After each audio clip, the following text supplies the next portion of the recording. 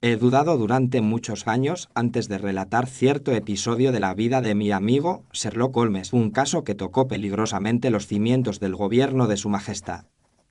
Solo ahora, cuando los protagonistas han desaparecido de la escena y el imperio ha cambiado de forma y de nombre, me atrevo a desvelar lo que sucedió en aquellos días sombríos. El lector comprenderá que he debido disfrazar algunos detalles menores, pero los hechos esenciales son exactamente como los narraré.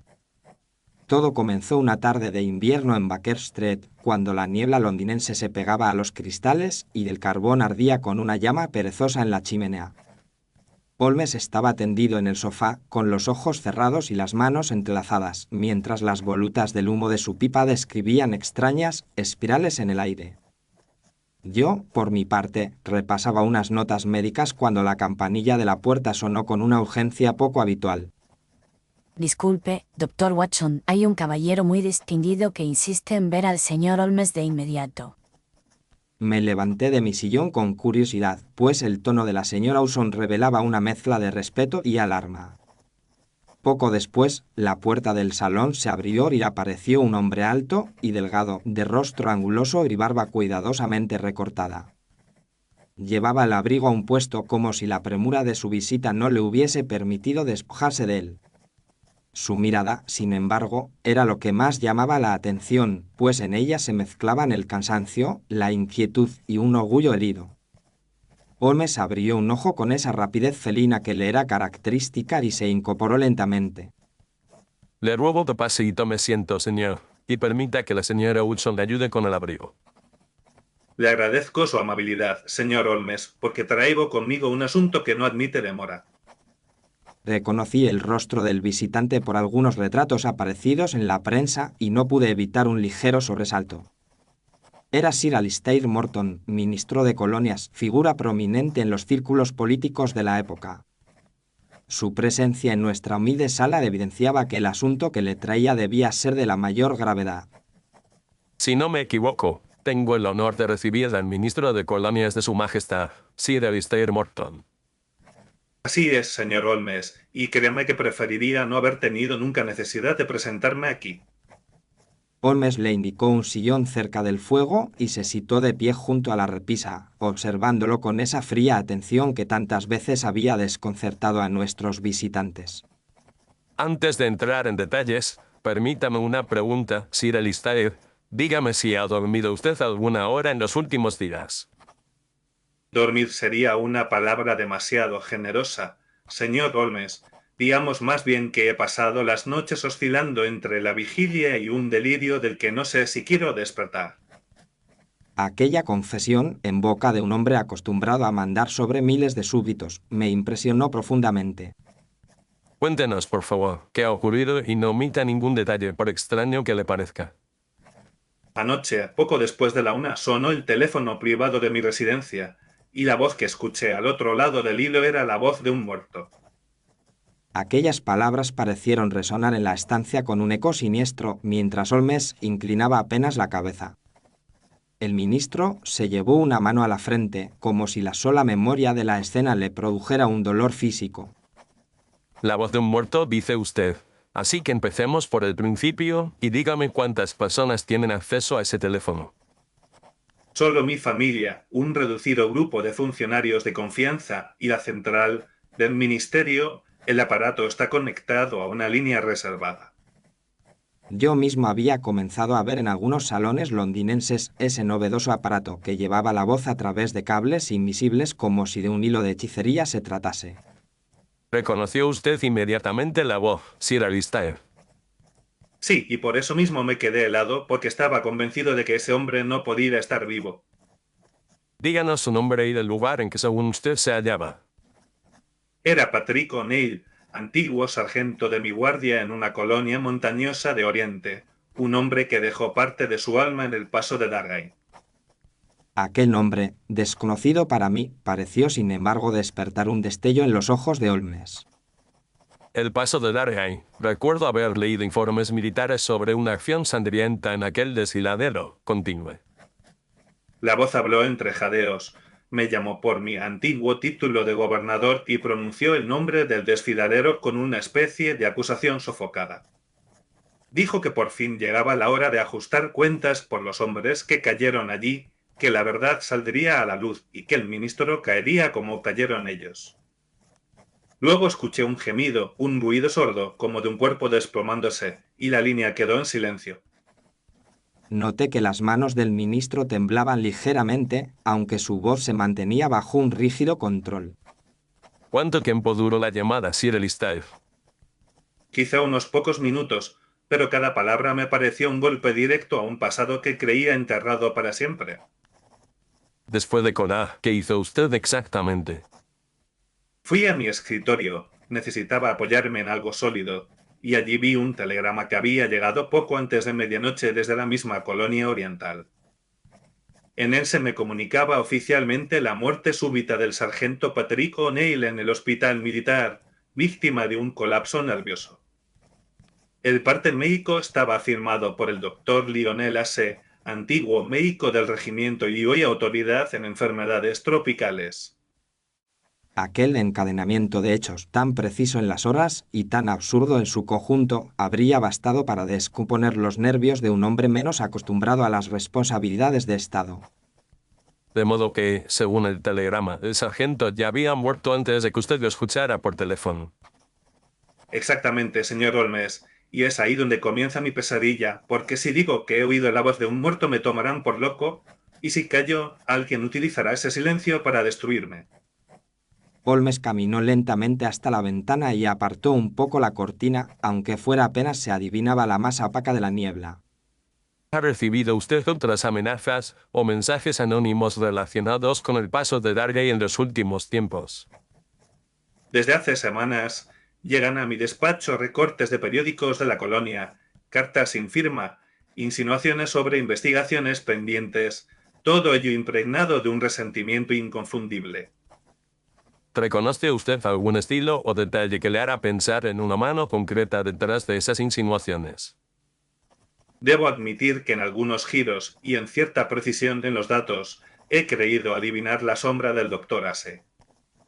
Al oír aquel nombre, Holmes alzó una ceja con un gesto casi imperceptible. Explíquenos su relación con el doctor Ase durante la campaña del desfiladero. Ase era entonces un joven médico militar apasionado y obstinado, con un talento indiscutible y una tendencia a desafiar la disciplina cuando sus convicciones médicas se lo imponían. En la víspera de la acción en el paso de Dargay, discutimos con dureza. Él sostenía que la fiebre que asolaba al regimiento haría mortal cualquier marcha forzada. Yo insistí en cumplir la orden recibida desde Londres. Hubo palabras duras, señor Holmes. Debo reconocerlo, quizá dejé que el orgullo se interpusiera entre el juicio frío y la responsabilidad militar. Se hizo un breve silencio en la sala, roto solo por el crepitar del fuego.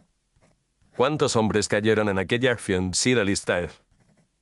Más de los que me gusta recordar, y algunos sin haber llegado a disparar un solo tiro, porque la fiebre y el agotamiento hicieron por el enemigo parte del trabajo. Comprendí entonces que el peso de aquella decisión seguía gravitando sobre el espíritu del ministro, más allá de cualquier cálculo político. Desde entonces, ¿cómo ha sido su relación con Ase? Tras la campaña, presentó su renuncia, regresó a la colonia como médico civil y terminó convertido en una especie de gurú para descontentos, reformistas y viejos oficiales resentidos. No hemos vuelto a cruzar palabra desde aquella discusión, aunque su nombre ha regresado hacia mí en forma de rumores y artículos incendiarios. Holmes volvió a ocupar su sillón, se recostó y juntó las yemas de los dedos, gesto que en él precedía a los razonamientos más sutiles. Permítame otra cuestión, Sir Alistair. ¿Quién tiene acceso directo a la línea telefónica que llega a su residencia? La línea está conectada a la central telefónica del Ministerio de Colonias. Solo unos pocos operadores autorizados y algunos funcionarios conocen el circuito completo. ¿Conoce usted el nombre de los operadores responsables del turno de anoche? Sé que uno de ellos es un tal Burke, antiguo soldado del regimiento que más tarde ingresó en el servicio de comunicaciones. Me pareció notar un leve cambio en la voz del ministro al pronunciar ese nombre, como si escondiera una incomodidad mal resuelta. Excelente, Sir Alistair. Mañana visitaremos juntos el ministerio, pero antes necesito que me relate con precisión cada palabra que escuchó en esa llamada. La memoria se me ha grabado con una claridad dolorosa. Señor Holmes, comenzaba con una respiración áspera y un susurro que dijo mi antiguo título de gobernador. Luego la voz dijo que los hombres del paso de Dargay hablaban al fin desde la tierra donde yacían, que el desfiladero recordaba mi decisión y que el ministro caería como la compañía que marchó enferma hacia la emboscada. El tono oscilaba entre la acusación y un esfuerzo desesperado por no perder el aliento, como si cada palabra exigiera una batalla contra la propia muerte. Mientras Sir Alistair hablaba, vi cómo los ojos de Holmes se entornaban ligeramente, y su expresión adoptaba esa rigidez abstracta que indicaba que cada detalle estaba siendo almacenado y pesado en la balanza de su mente. Doctor Watson, su oído médico puede ser de gran ayuda. Imagine usted esa respiración y esos jadeos. ¿Qué le sugieren?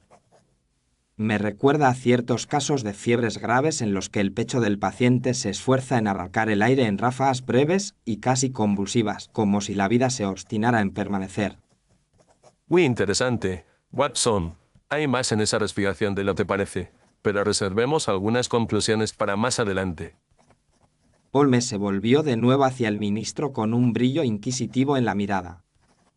Por ahora, Sir Alistair, le aconsejo prudencia. No hable de este asunto con nadie fuera de este cuarto, y mantenga en secreto la llamada. Mañana visitaremos su ministerio y la central telefónica. Acepto sus condiciones, señor Holmes, porque francamente no tengo a quién más recurrir. El ministro se levantó con dificultad, como si llevara no solo el peso del gobierno, sino también el de los muertos que lo miraban desde el pasado. Le acompaño a la puerta, señor. El coche está todavía esperándole frente a la casa.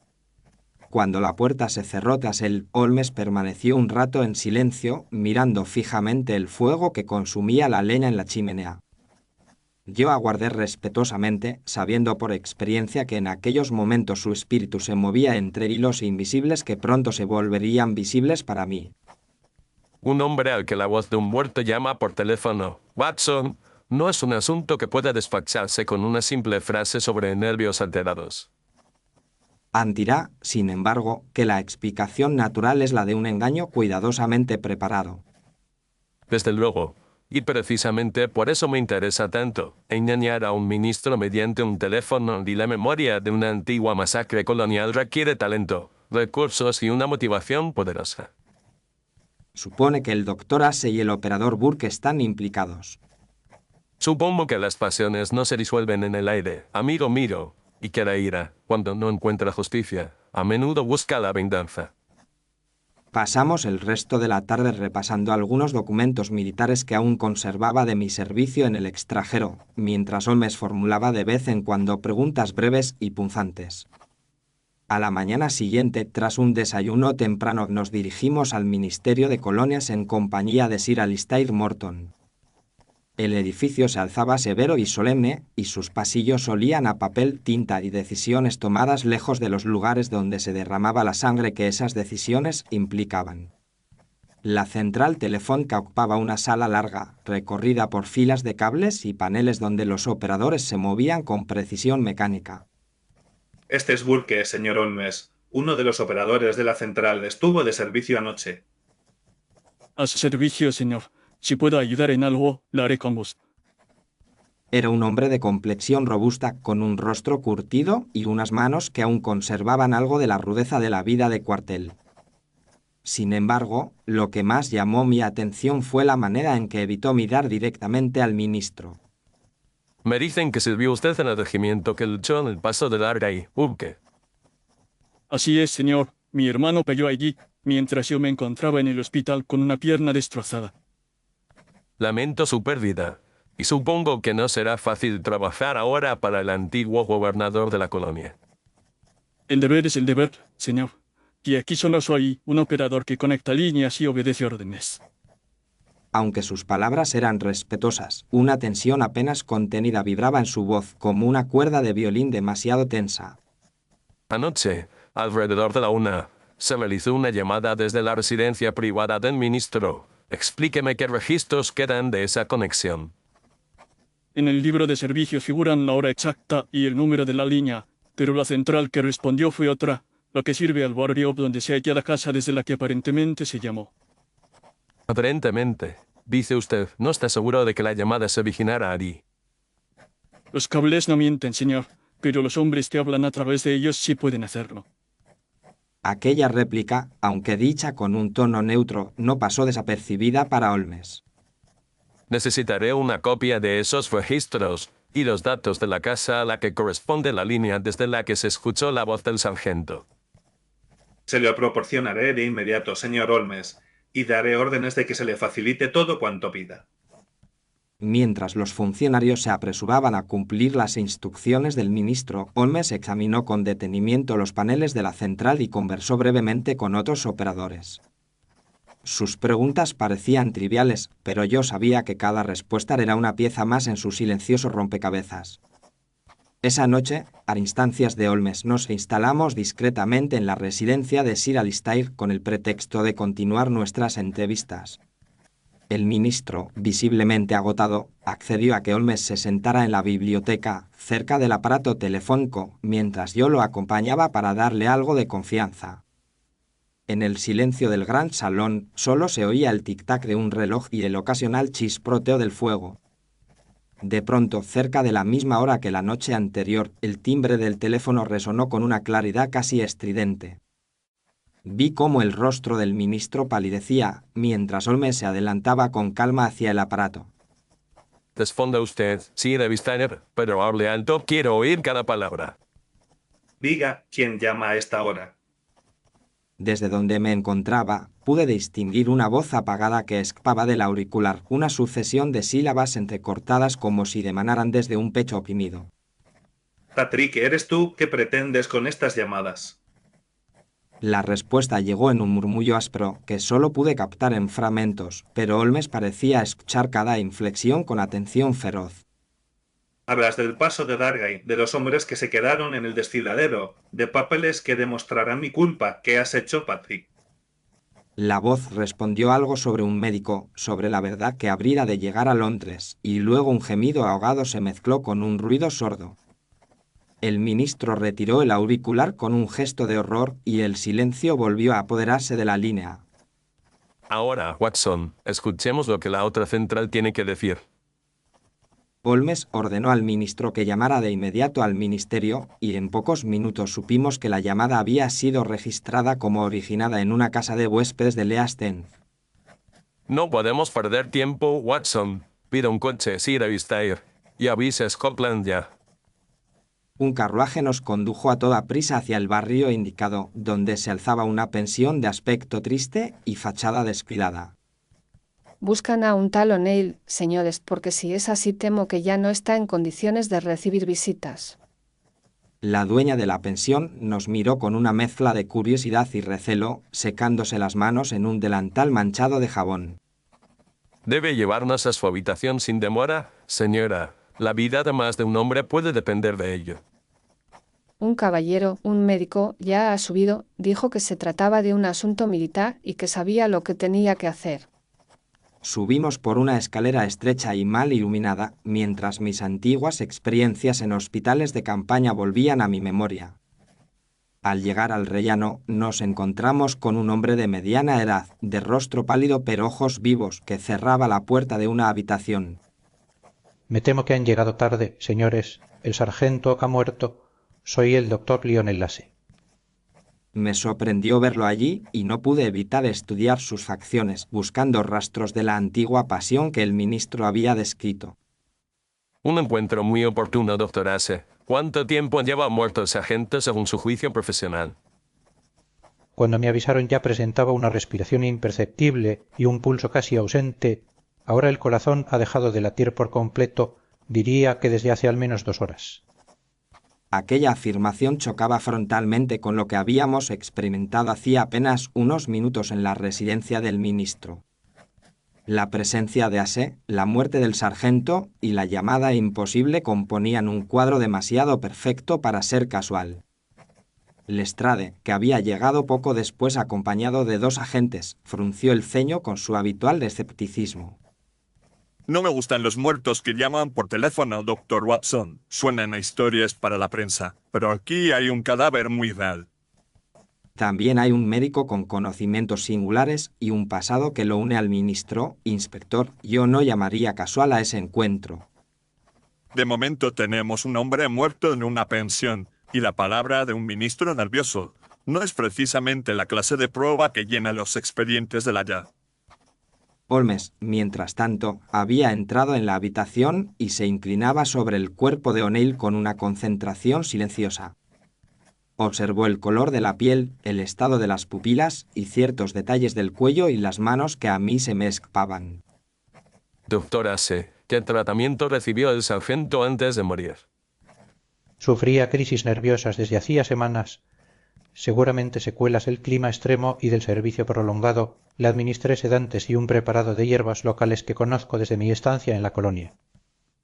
Un preparado de hierbas locales, dije usted, de efecto sedante. Así es, señor Holmes. Induce un sueño profundo y calma los temblores. Es perfectamente inocuo si se administra con la dosis adecuada. Percibí un leve matiz de orgullo en la voz de Ase, como si disfrutara exhibiendo un conocimiento que pocos poseerán. El certificado de defunción que firmó usted, doctor, indica la muerte hacia las 10 de la noche. Confía plenamente en esa hora.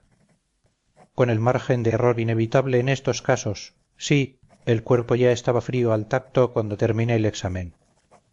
Holmes asintió, aunque su mirada tenía un brillo de ironía que yo conocía bien. Entonces tenemos un problema muy interesante, doctor, porque según los registros telefónicos y según el testimonio de varias personas, el sargento habló durante varios minutos con el ministro alrededor de las 11:15. Eso es imposible, señor Holmes. Absolutamente imposible.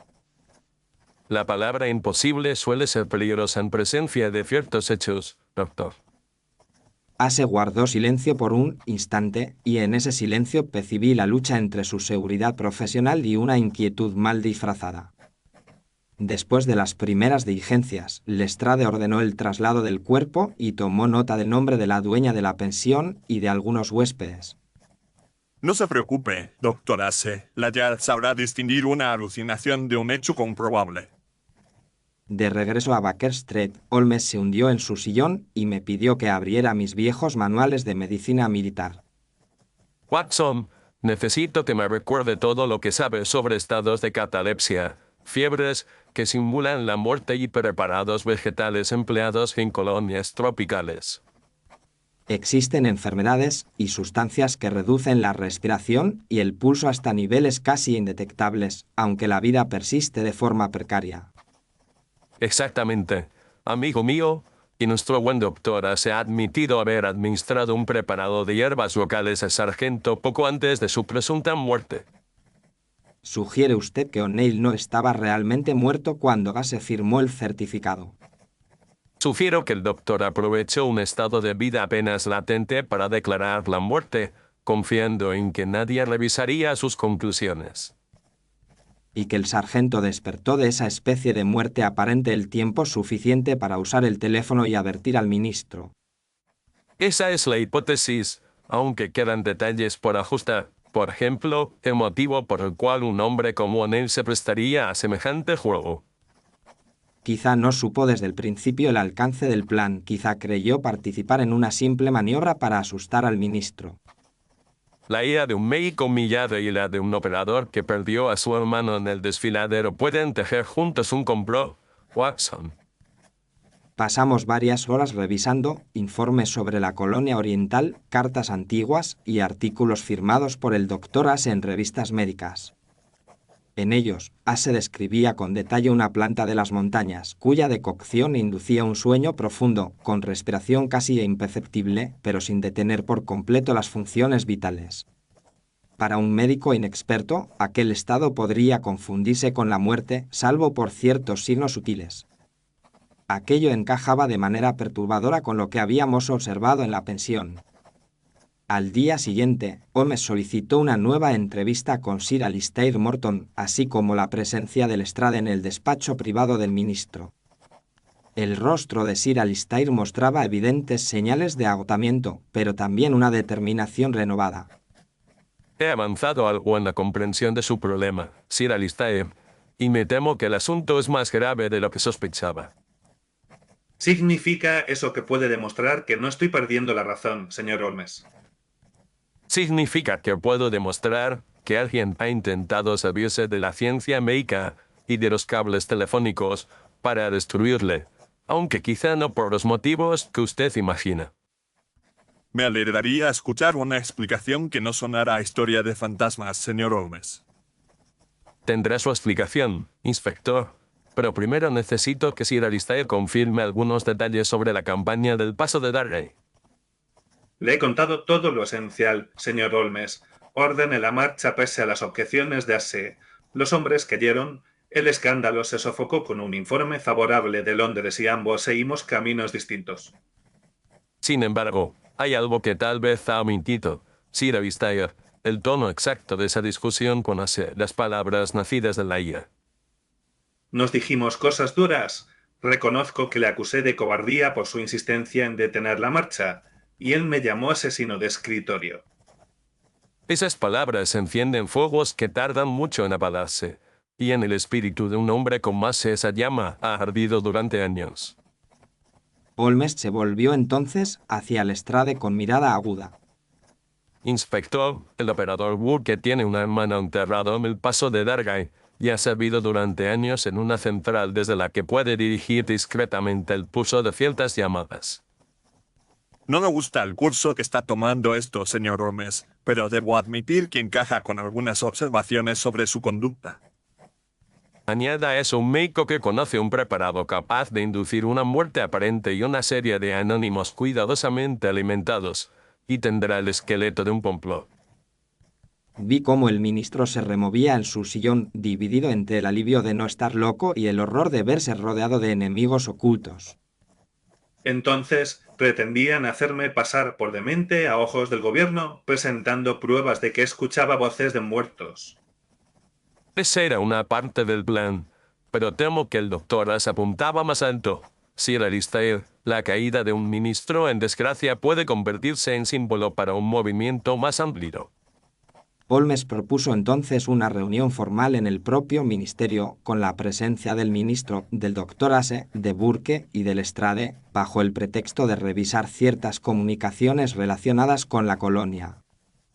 La cita tuvo lugar 2 días después, en una sala contigua al despacho principal con las cortinas descorridas y la luz gris de Londres entrando por los ventanales. El doctor Asshe se presentó impecablemente vestido, con gesto controlado y una cortesía casi fría. Burke, en cambio, mostraba una rigidez que delataba su incomodidad, pese a sus esfuerzos por parecer un simple funcionario.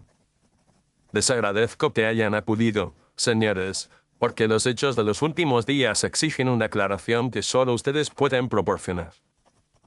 Si se trata de la muerte del sargento O'Neill, he entregado ya mi informe médico. No veo qué más pueda añadir.